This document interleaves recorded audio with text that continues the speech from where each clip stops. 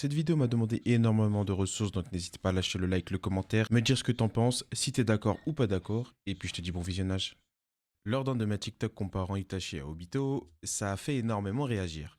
Aujourd'hui, je vous fais cette petite vidéo version longue pour que ce soit plus simple à comprendre. Voici le corps d'un shinobi rempli de chakras. On va le dupliquer et en faire deux pour nos deux protagonistes, et c'est bon, on est prêt à se lancer. Et maintenant, nous allons lister ce qui les caractéristique. Les deux ont accès au Sharingan et au Mangekyou Sharingan. L'un est boosté aux cellules d'Hashirama et c'est un boost monumental. Ça permet de booster sa quantité de chakra, de contourner les effets négatifs du Mangekyou Sharingan et booste sa régénération naturelle. Tandis que l'autre est malade, contraint à se droguer. Obito a Kamui, Itachi a le Tsukuyomi, le Susanoo et l'Amaterasu. Ne vous inquiétez pas, j'inclus l'épée de Totsuka et le miroir de Yata.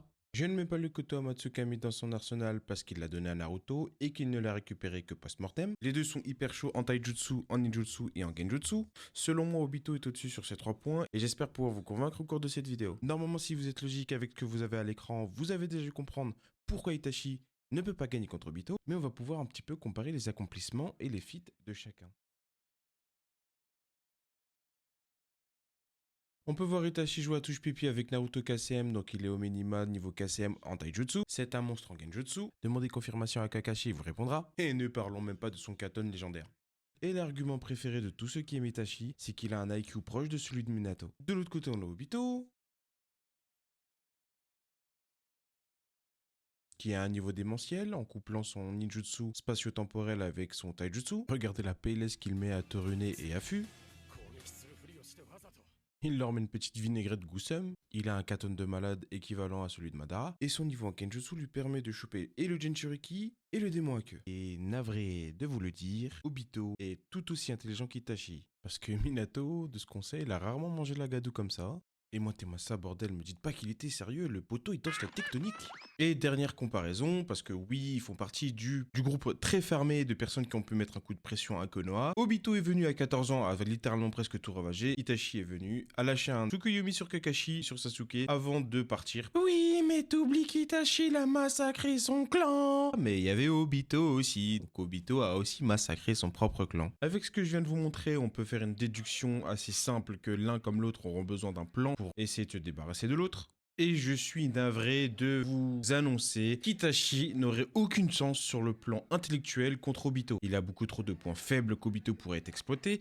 Il a Sasuke, il a le village, c'est déjà énorme. Et en plus de ça, il sait qu'il a une santé fragile. Attention, je n'invalide pas le fait qu'Itachi peut potentiellement trouver un plan contre Obito, mais pas de la façon dont vous pensez qu'il en trouverait un. Je m'explique. Obito a déjà fait la connerie de sous-estimer Minato. Et depuis dans l'œuvre, il n'a jamais sous-estimé qui que ce soit d'autre. Trouver un plan serait très difficile pour Itachi, mais possible. Et je pense que c'est même potentiellement le seul qui pourrait trouver un plan contre Obito. D'ailleurs, Obito lui-même l'admet. Mais malus encore une fois, Obito avait mis Itachi sous surveillant. Un point de plus pour Obito. Et me dites pas, oui, mais Conan, elle a failli réussir à tuer Obito. Alors Obito, vous voulez le corps de Nagato? Bon, avec tout ce qu'on vient de voir, les petits schémas, les petites explications, les petites comparaisons, on comprend que jamais de la vie, Itachi touche Obito avec tous ces contextes. Qu'est-ce que ça donnerait sans ces contextes?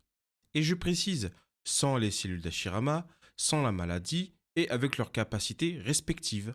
Et navré de vous le dire, je vais encore décevoir plein mal de personnes qui adorent Itachi, mais Itachi ne one-shotterait pas du tout Obito, mais reviendrait à l'idée d'un plan pour essayer de vaincre l'autre. Les deux auraient les mêmes malus au Mangekyou Sharingan, parce qu'il y en a plein qui idolâtrent le Mangekyou, mais ce truc est littéralement le meilleur malus du monde. Vous n'avez qu'à demander à Sasuke qui est en train de perdre la vue. Sans contexte narratif, je dirais qu'en termes d'IQ, ils sont à peu près équivalents. Je vous l'accorde si vous donnez le bonus à Itachi, je vous l'accorde si vous donnez le bonus au Obito. Les deux ont prouvé leur capacité, donc vous pouvez en faire ce que vous voulez. Et là, on s'attaque au plat principal, qui est le Tsukuyomi. Et malheureusement, je peux vous le dire qu'Obito pourrait y résister. Déjà, je vous explique pourquoi et comment. Dans un premier temps, grâce à son Sharingan, il peut détecter qu'Itachi va lancer un Genjutsu avec ses yeux. Kakashi l'a fait au début de l'œuvre, je vois pas pourquoi Obito ne pourra pas le faire. Et Itachi le dit lui-même que seul un membre relatif à son clan peut s'extirper du Tsukuyomi. Obito en a les capacités. En termes de ninjutsu, je dirais qu'ils sont équivalents. On a pu constater que leur katon était redoutable et à ne pas sous-estimer. En termes de taijutsu, je dirais qu'ils sont à peu près équivalents. Je donne quand même l'avantage à Obito à cause de son ninjutsu spatio-temporel. Et en genjutsu, je vous somme, je sais, je dirais que Itachi est équivalent ou supérieur à Obito. Pourquoi je les mets à peu près équivalents? Étant donné que les deux ont accès à Izanagi, Izanami, On a vu plutôt que Obito a des capacités de résistance par rapport au Tsukuyomi, naturel parce qu'il a des gènes de Uchiwa. Ça n'aurait aucun sens de dire que Obito est plus faible qu'Itachi. Sinon, l'issue du combat se jouerait comme ça. Sharingan. Et je vous...